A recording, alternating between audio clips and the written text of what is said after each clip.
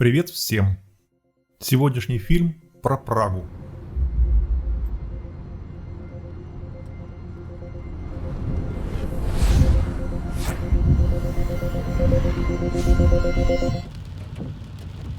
Да, Прага встречает дождем и пробками, и красными светофорами.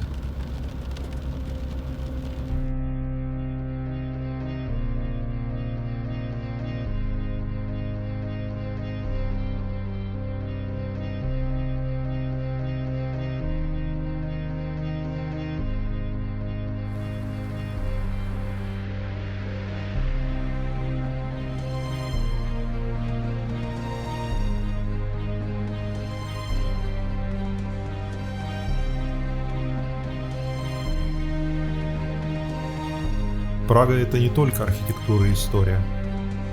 Прага – это ее обыватели.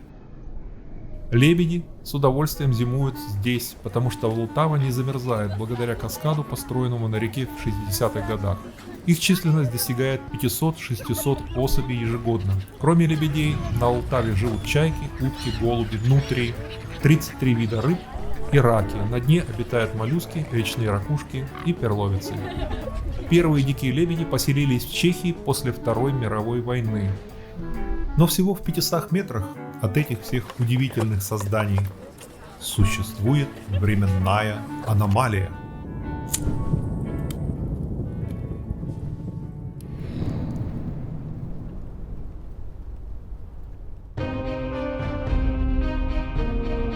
Предание гласит, его настоящая задача не показывать время, а быть измерителем времени зла, которое он отсчитывает, оставшееся человечеству до конца света. По одной из легенд, речь шла о заговоре братства, которое заплатило часовщику, математику, астрологу и мистическому проповеднику, чтобы те изготовили дьявольское око. Куранты – лишь отвлекающий маневр, который привлечет максимальное количество зевак, чтобы забрать у них жизненную энергию. Это предание в свое время было настолько сильным, что некоторые церковные сановники избегали поднимать глаза над Орлой. Говорят, что проклятие безумия или даже смерти постигнет каждого, кто хотел бы навредить Орлою или вмешаться в его вид. В 1865 году чешский художник Йозеф Манес создал календарный циферблат для третьей нижней части башни. Менее чем через год у художника начинают появляться признаки подкрадывающейся душевной болезни.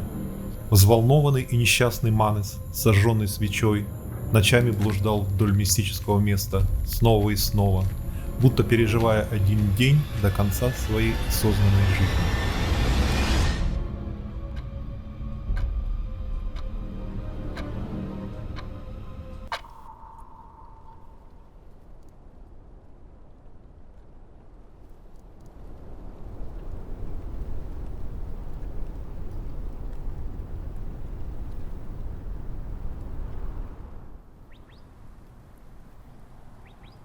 После длительного жаркого и сухого периода последовали проливные дожди, которые шли в течение нескольких дней подряд. Выпало около половины среднегодовой суммы осадков. Самое крупное среди зарегистрированных наводнений пришлось по Центральной Европе. В этот день вышедшие из берегов воды больших рек и их притоков затопили окрестные земли. Поскольку крайне сухая почва не смогла быстро впитать такое количество воды, поверхностный сток затопил большие площади территорий городов, в том числе Вены и Праги. Было разрушено множество построек, погибли тысячи людей. Стихийное бедствие уничтожило переправу через Влтаву.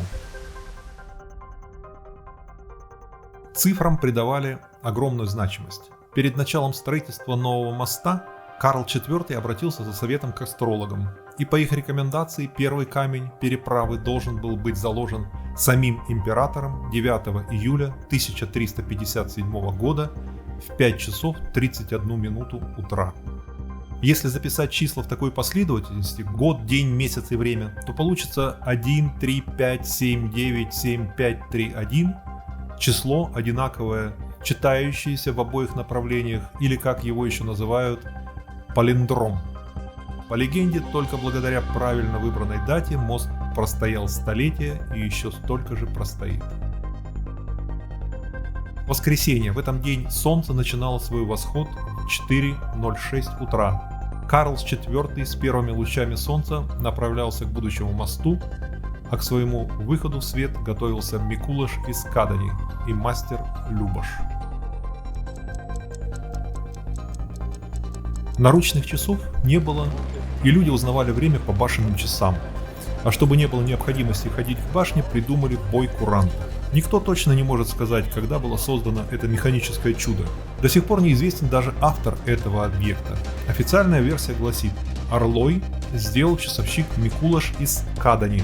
Но у большинства есть свое особое мнение. В течение долгого времени считалось, что эти громадные настенные часы создал мастер Гануш.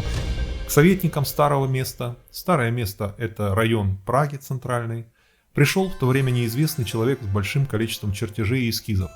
Никто не знал, как он попал в Прагу, звали его Гануш, и представился он как знаток разных часовых механизмов, которые изучал много лет в Европе. Без долгих вступлений он предложил украсить староместскую ратушу такими курантами, каких еще никто не видел на свете. Советники не могли отказать. Когда все было готово, в установленный час раздался звук колокола. Над Орлоем открылись два окошка, и перед изумленными зрителями прошли 12 апостолов.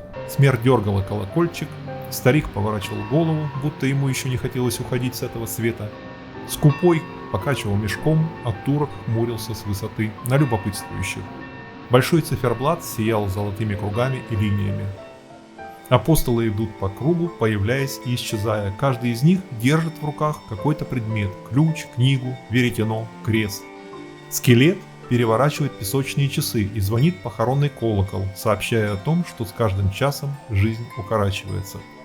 Скряга крепко сжимает свой денежный мешок, тщеславец рассматривает себя в зеркало, звездочет изучает Вселенную, а летописец составляет описание исторических событий. Когда часы начинают бить, золотой петушок поет свою песню, завершая представление.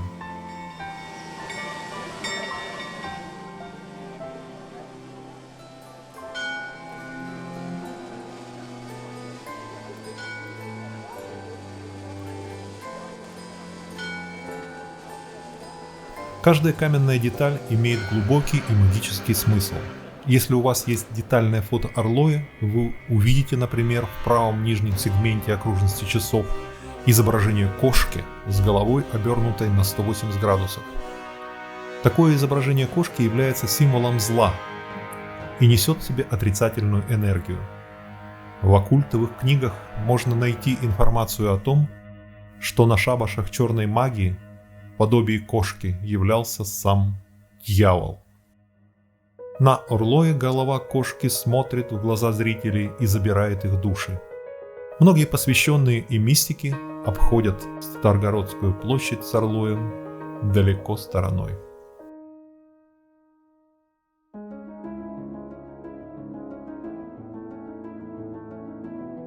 Карлов мост – мост, соединяющий исторические районы Малострана и Старое Место.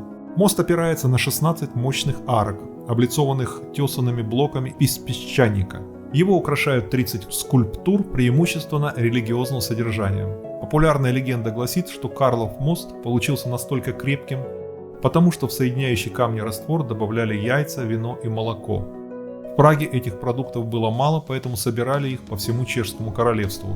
С этим сбором связано много смешных преданий. Например, жители Велвар так боялись, что яйца разобьются в дороге, что решили их предварительно сварить. А жители города Угношт прислали не только молока, но даже сыр и творог. Карлов мост стал единственным мостом в мире, в строительстве которого использовались камни, яйца, молоко, сыр, творог и вино.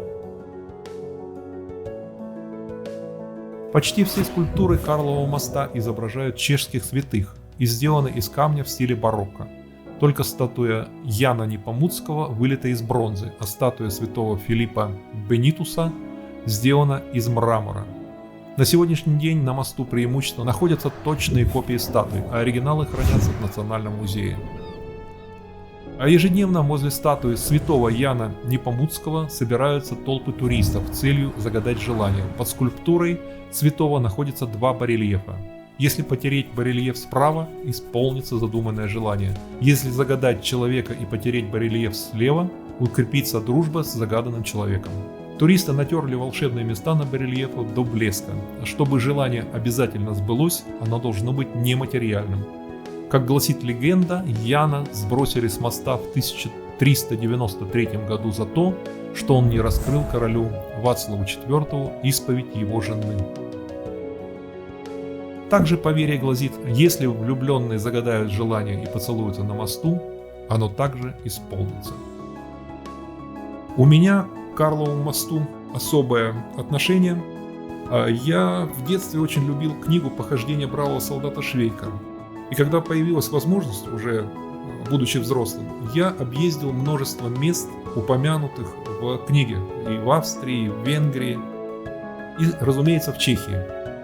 Карлов мост – это одно из культовых мест Праги, которое также упоминается в Швейке. Поэтому Карлов мост мне вдвойне близок. А на этом все. Я надеюсь, рассказ вам понравился. А когда закончится вся вот эта эпидемия, обязательно побывайте в Праге, посмотрите на все ее красоты. А пока будьте здоровы, будьте внимательны и успехов вам!